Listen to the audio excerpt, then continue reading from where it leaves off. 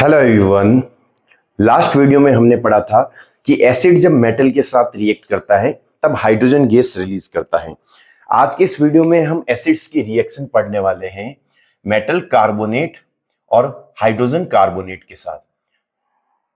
Reaction of acids with metal carbonate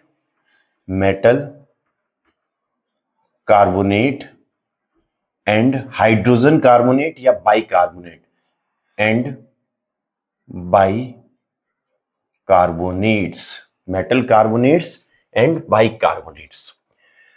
सबसे पहले हम जो है इसमें डिस्कस करेंगे कि हमारे पास मेटल कार्बोनेट्स जब रिएक्ट करता है, मेटल कार्बोनेट्स जब रिएक्ट करता है एसिड्स के साथ, किसके साथ? एसिड्स के साथ, तो हमारे पास एक तो बनता है सॉल्ट प्लस एक बनता है कार्बन डाइऑक्साइड, कार्बन डाइऑक्साइड और एक हमारे पास बनता है वाटर। अब देखो, ये तो हमारे पास किसकी वर्ड इक्वेशन होगी? हमारे पास कॉमन इक्वेशन मेटल कार्बोनेट्स की।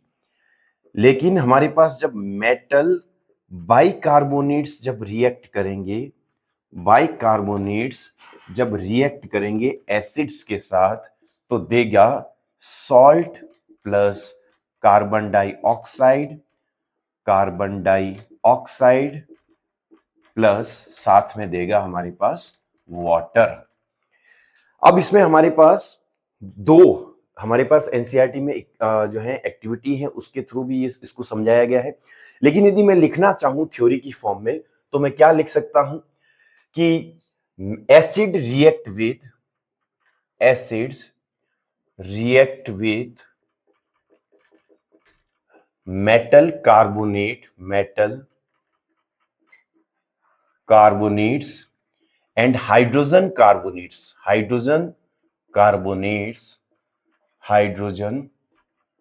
कार्बोनेट्स या बाइकार्बोनेट्स।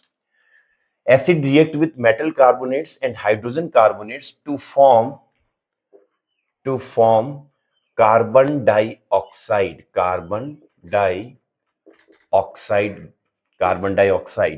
हमारे पास एक गैस है, वो रिलीज होती है कार्बन डाइऑक्साइड। अब देखो कि हमारे पास ये तो सिंपल सी वर्ड इक्वेशन है, लेकिन हमारे पास कोई केमिकल फॉर्मूला या फिर केमिकल्स का यूज करके आप एक इक्वेशन बताओ जिससे ये समझ में आए कि हमारे पास जो एसिड है वो मेटल कार्बोनेट के साथ रिएक्ट करें तो ये हमारे पास कार्बन डाइऑक्साइड गैस रिलीज हो। अब देखो, हमने एक फेमस एग्जांपल पढ़ा है Na2SO4। ये हमारे पास कार्बोनेट्स हैं, तो Na2CO3।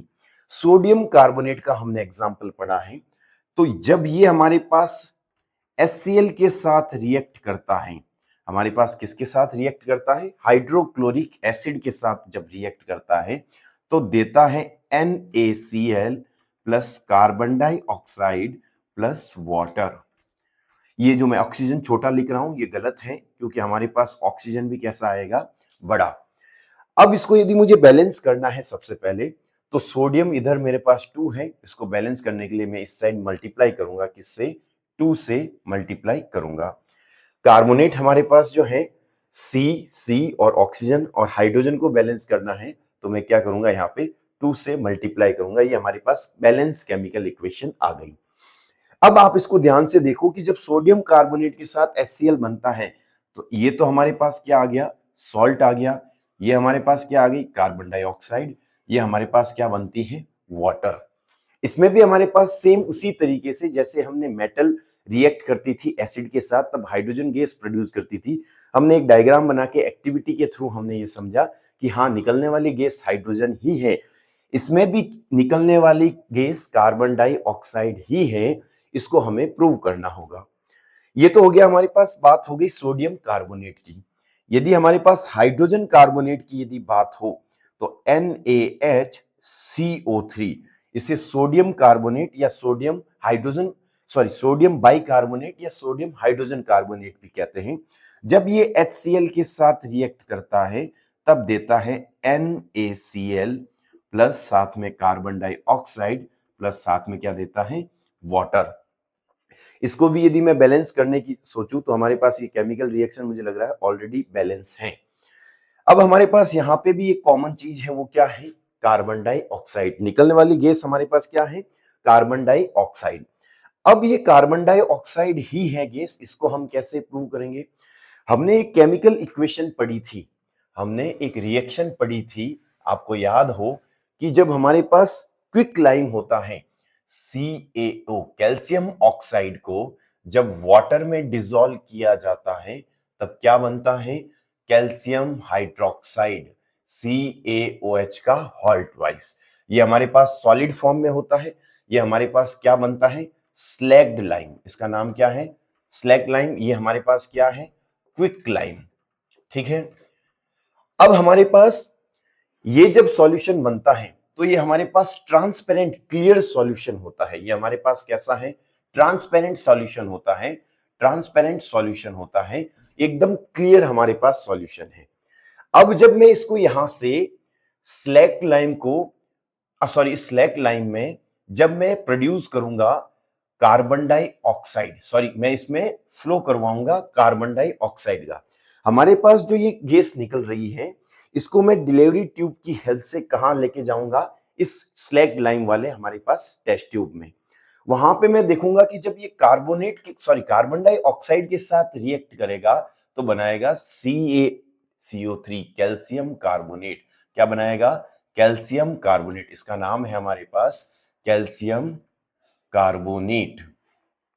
अब हमारे पास बनता है कैल्शियम कार्बोनेट। अब हमारे पास साथ में क्या बन रहा है, हमारे पास साथ में बन रहा है इसमें वाटर।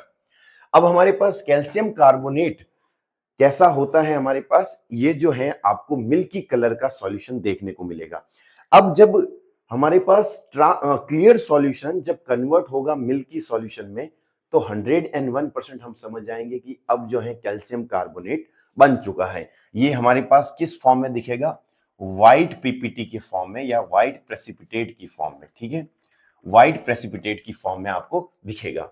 अब इसी कैल्शियम कार्बोनेट में, ध्यान से सुनना, इसी कैल्शियम कार्बोनेट प्लस वाटर वाली टेस्ट ट्यूब में यदि मैं एक्सेस अमाउंट में कार्बन डाइऑक्साइड गैस को फ्लो करवा दूं इसमें, तो क्या होगा, हमारे पास जब एक्सेस कार्बन डाइऑक्साइड आएगी तो ये हमारे पास रिएक्ट करके बना देगा CaHCO3 कैल्शियम बाइकार्बोनेट का सॉल्यूशन, कैल्शियम बाइकार्बोनेट बनाएगा, जो कि हमारे पास कैसा होता है, क्लियर सॉल्यूशन होता है। ध्यान से सुनना, हमारे पास ये सॉलिड फॉर्म में था, हमने इसमें पानी मिलाया तो ये स्लैग्ड लाइम में कन्वर्ट हो गया। ये क्लियर सॉल्यूशन है। क्लियर सॉल्यूशन में जब आप CO2 पास करोगे तो वो मिल्की सॉल्यूशन में कन्वर्ट हो जाएगा, व्हाइट प्रेसिपिटेट की फॉर्म में आपको कलर दिखेगा। जब उसमें एक्सेस अमाउंट में आप कार्बन डाइऑक्साइड गैस रिलीज करोगे तो वो कन्वर्ट हो जाएगा हमारे पास किस में, हमारे पास हो जाएगा वो कैल्शियम बाइकार्बोनेट में, जो कि कैसा सॉल्यूशन है, क्लियर सॉल्यूशन है। तो इस एक्टिविटी के थ्रू हम ये प्रूव कर सकते हैं कि हमारे पास निकलने वाली गैस हमारे पास कौन सी है, कार्बन डाइऑक्साइड ही है। तो हमने कुल मिला के ये सीखा कि एसिड जब रिएक्ट करता है मेटल कार्बोनेट और मेटल बाइकार्बोनेट के साथ तो मेनली कौन सी गैस प्रोड्यूस होती है, कार्बन डाइऑक्साइड गैस प्रोड्यूस होती है। तो आज के वीडियो में इतना ही, मिलते हैं नेक्स्ट वीडियो में। Thank you so much, bye bye.